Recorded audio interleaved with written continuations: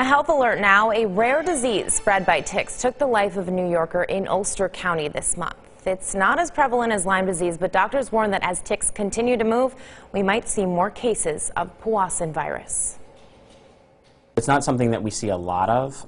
It does pop up every once in a while. Dr. Chris Paulino is the go-to tick guy at Upstate Medical University, studying tick-borne illnesses like Powassan virus. In people who actually develop symptoms, about 10% of them can actually have a fatal illness, and about 50% of those who actually survive will actually have permanent neurologic damage.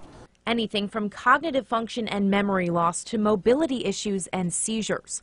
But predicting how bad each case will be is tough, and since early symptoms mimic the flu, it's hard to catch. In some situations, we don't really know exactly why people have a more serious reaction to some of these infections.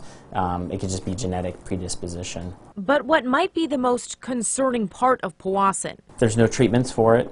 The groundhog tick typically spreads the virus, so it's not as common as, say, Lyme disease.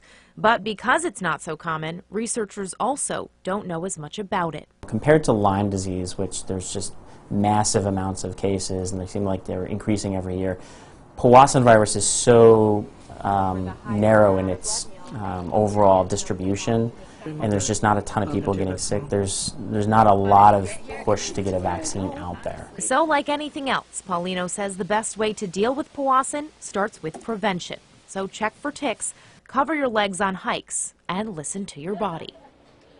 Some people don't have any symptoms at all, but those who do will likely get them about a week to even a month after being bit. They include fever, headaches, weakness, vomiting, and in some cases, seizures.